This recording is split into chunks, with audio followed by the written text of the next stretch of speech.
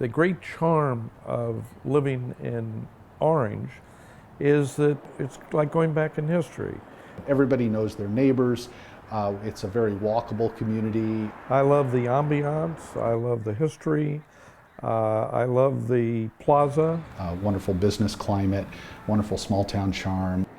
I love the people, I love the sidewalks. It's a very special place to live. I really enjoy living here. This is a very unique treasure, and we've got to look out for it.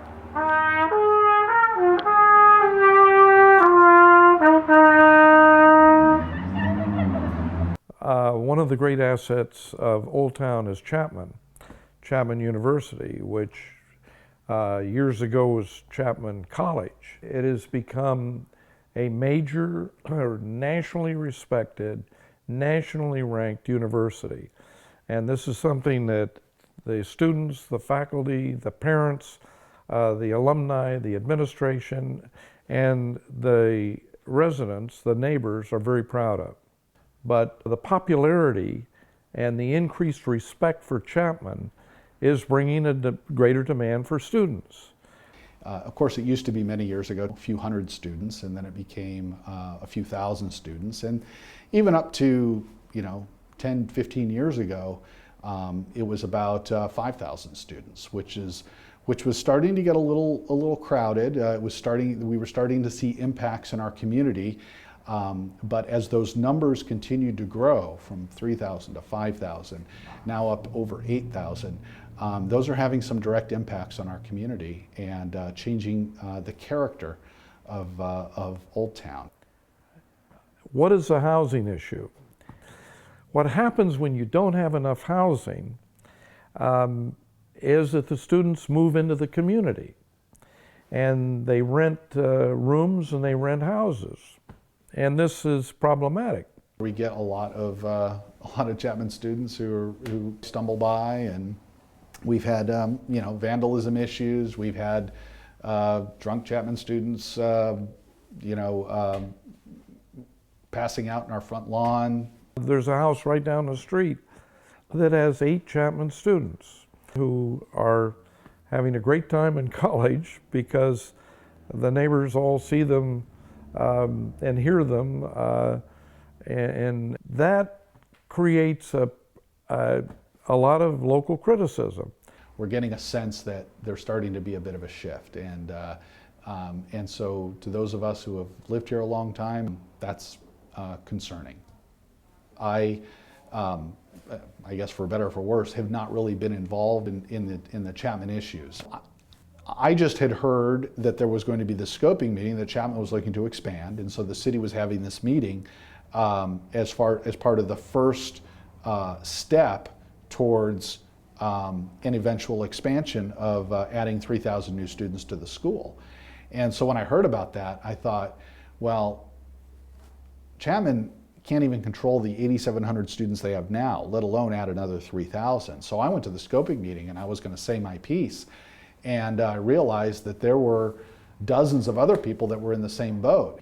A lot of folks in the community went from concern to, quite frankly, outrage. It went beyond just concern. It became, we're losing the heart and soul of our community. This became a very grassroots, almost uprising. I don't want to dramatize it, but I started to see signs going up in the community, no on Chapman expansion.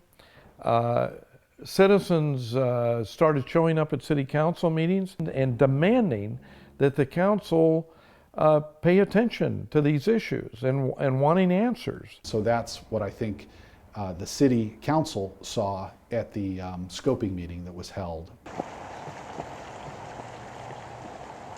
I've known Dr. Doty since I moved here, and I called him up and I said, I'd like to sit down with you. I think you need to know, I hope you know what's going on. And he said, let's do it.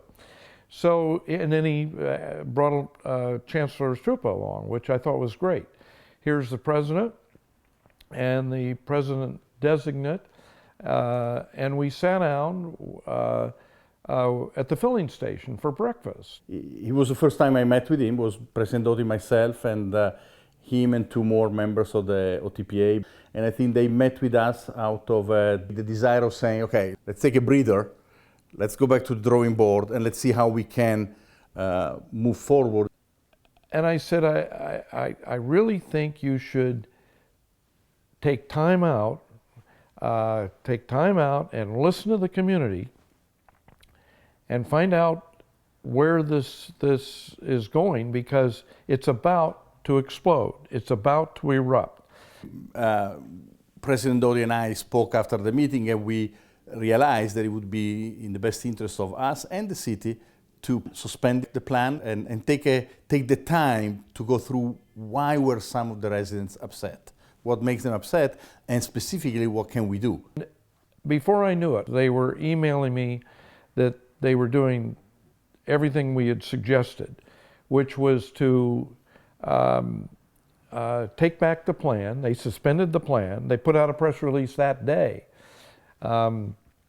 We suggested they form an advisory committee of a good representation of leaders and neighbors to listen, and a number of other things that they were very agreeable to.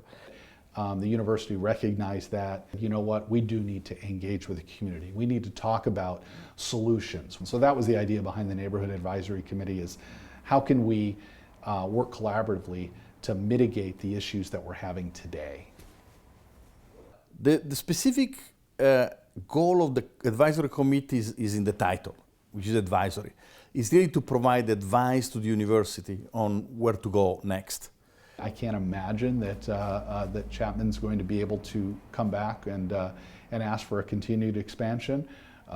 You know, Chapman may disagree with that. As long as we're talking and we're communicating, we can work towards resolution for. And so I remain hopeful in the process. And again, I love the city of Orange. I love my community, and I'm not going anywhere. I think it's headed in a good direction. And the proof, of course, the judgment will be when the issues are all aired, whether we've come to satisfactory resolve and solutions. But it all is aimed at making this a better community for two great big giant entities, and that's Chapman and the residents.